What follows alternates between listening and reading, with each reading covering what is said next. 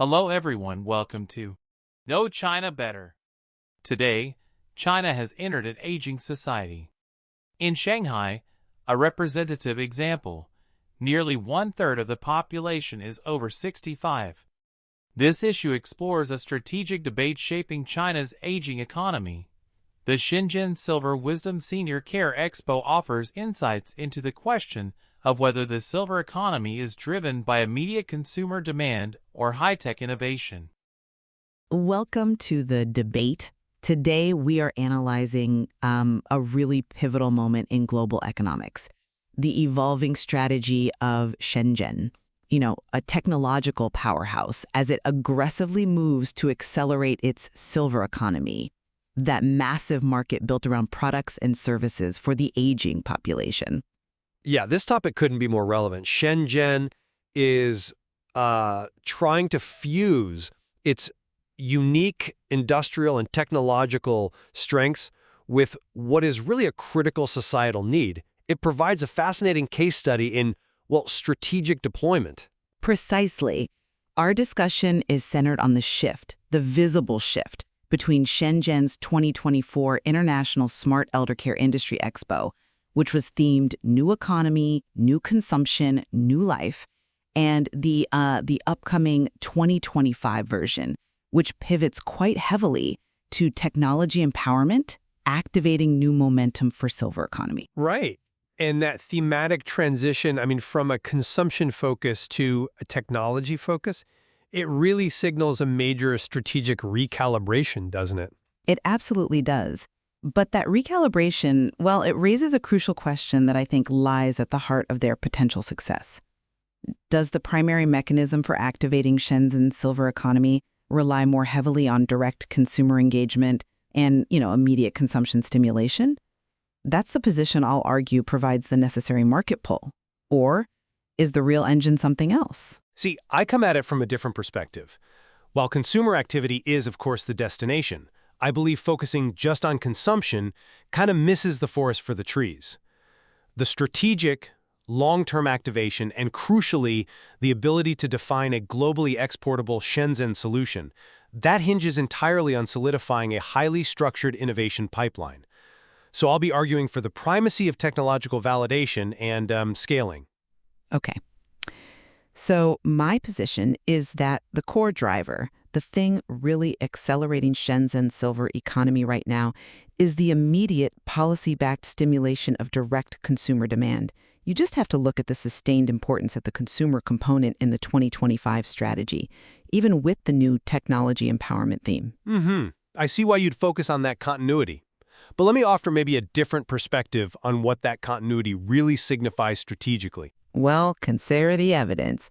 The second Shenzhen Silver Age Consumption Festival held concurrently with the 2025 Expo. Now, this isn't just some side trade show. It is an explicitly designed platform, and it's tied directly to the city's home age-friendly renovation subsidy policy. This structure, it instantly translates technological offerings into guaranteed solvent demand. Guaranteed demand through subsidy. Yes, I get that. But does that guarantee quality or just churn? Is it sustainable validation? Well, the benefit is rapid scale and immediate feedback. This festival offers direct experience and, importantly, immediate purchase of well over 1,000 intelligent, age-appropriate products. The practical goal here is what they call KG Hui Lao, making sure that technology benefits the elderly directly right now. So this approach ensures market products are validated by actual user dollars and tangible needs, which, provides instantaneous activation, and that feedback loop, that immediate market pull, is really the only way small and medium enterprises can confidently jump into the space and scale the economy quickly. It's essentially a massive subsidized testing lab, and the results are clear sales data. That's a compelling point about market liquidity. Definitely. Though I would frame the strategic priority quite differently. That consumption focus, yes, it successfully addresses micro-demand. I'll grant you that.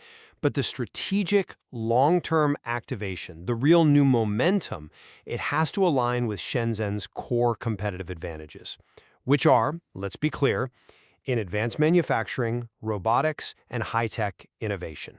Which remain theoretical advantages until they actually move significant volume, wouldn't you say? Well, I'm not convinced that subsidized volume alone constitutes a truly sustainable strategy for global leadership. For me, the clearest evidence of the strategic pivot and the true long-term engine here is the introduction of the Industrial Bank Cup First Shenzhen Kongyang Robot Competition, running alongside the Expo. Now, this competition is not just some accessory, it's designed as a high-speed accelerator, creating a structured pipeline for innovation. An accelerator for a few specific winners, perhaps, but does it lift the whole ecosystem in the same immediate way? Well, it targets rapid commercialization by deliberately pushing technology from the laboratory to verified elderly scenarios. And we're talking about specific applications here. 5 distinct categories, 16 complex scenarios covering everything from smart care to personalized companionship. The stated goal from the Shenzhen Civil Affairs Bureau is explicit: accelerate industrial scale and brand development, serve as the definitive window to output the Shenzhen solution. And the formal mechanism they define for success is exhibition competition promotes production, supply-demand matching. So the competition structure is the engine driving high-value, high-tech industrial growth, not just, volume turnover of existing goods. Okay, let's scrutinize that malabation engine you're proposing. I'd argue that the Consumption Festival, offering that unmediated feedback via experience and actual sales of those 1,000+ products, provides superior real-world validation. The market determines success, not a, closed committee.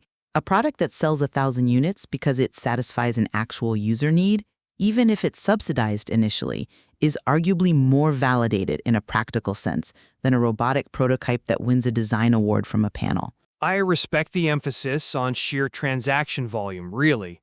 But I do question the depth and the sustainability of validation that's derived purely from simple, often heavily subsidized direct sales. That kind of validation might be driven more by immediate affordability or a specific policy incentive, rather than long-term technical viability or the scalability needed for future investment in export.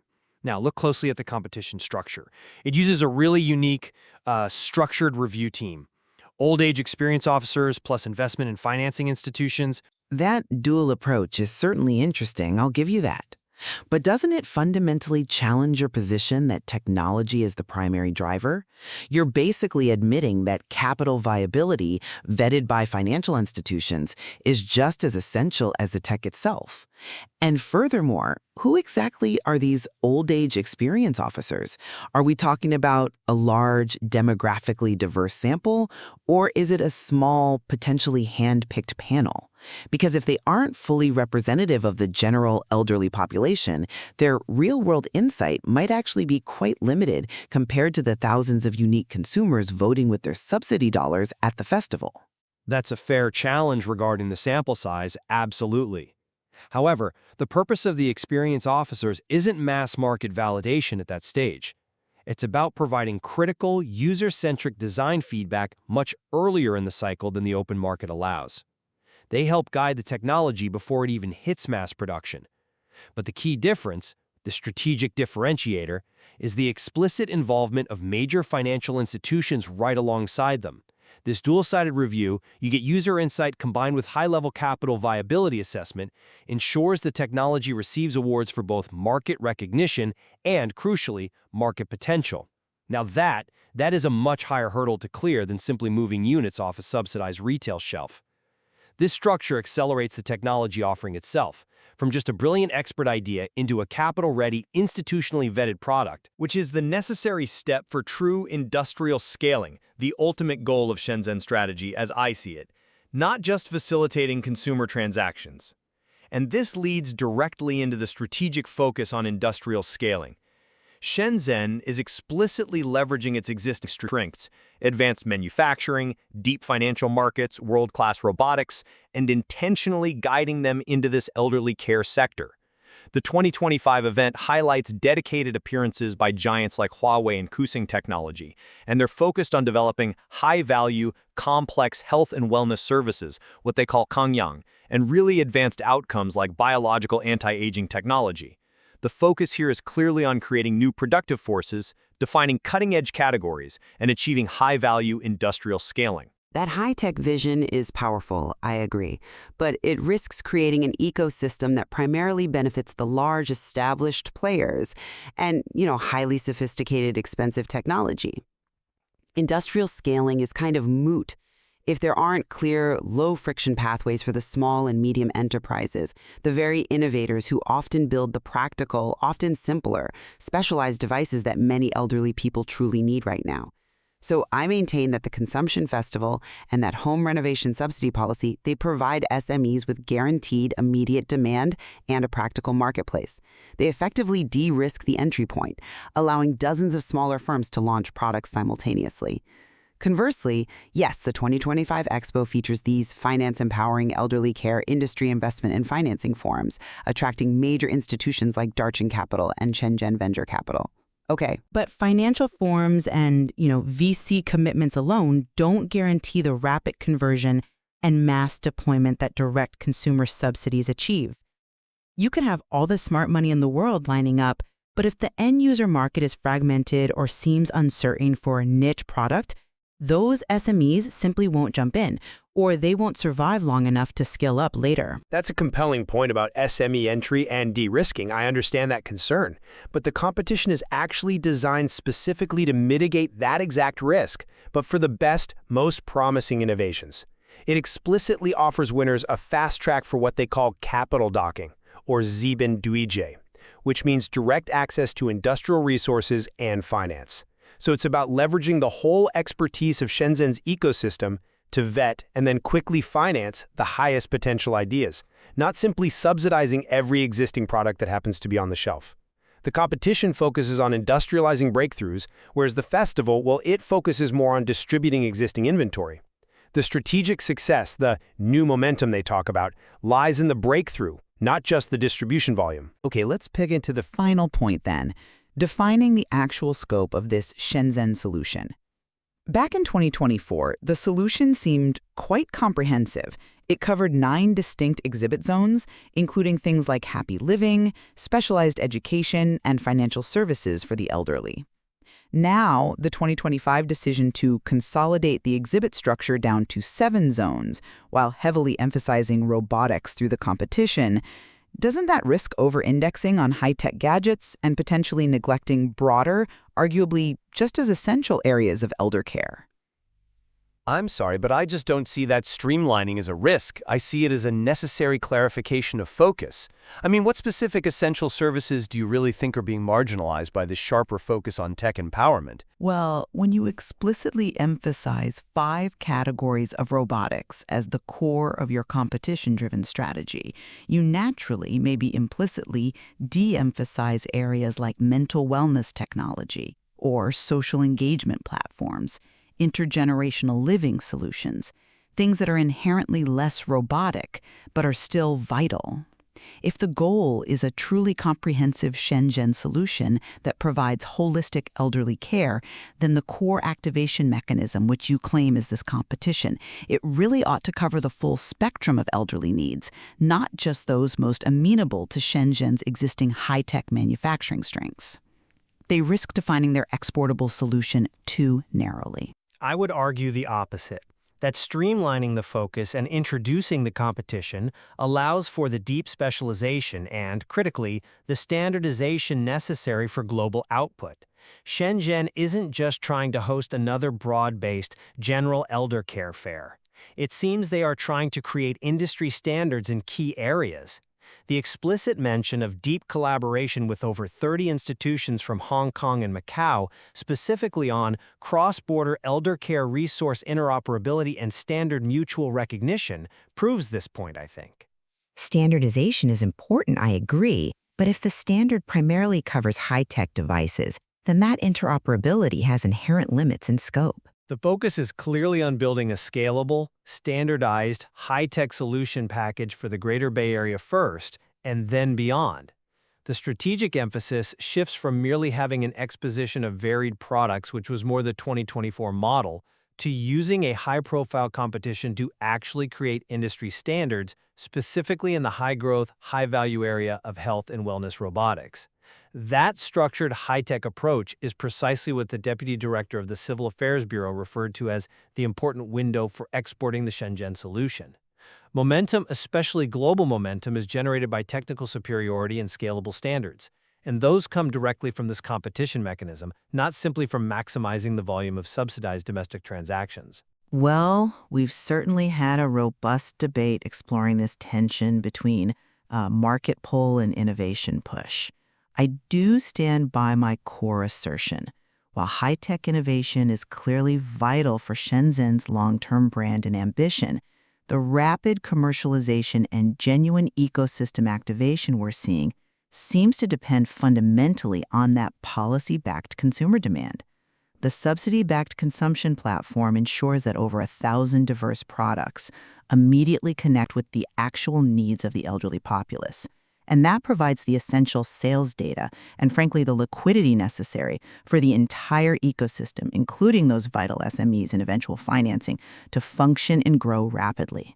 Consumption feels like the immediate, non-negotiable first step to truly injecting life and scale into their silver economy. And I acknowledge that consumer demand provides crucial real-time feedback. Absolutely. But I maintain that the strategic long-term success, and particularly the global relevance of this Shenzhen solution, relies more heavily on the structured mechanism of technology validation and high-level capital integration.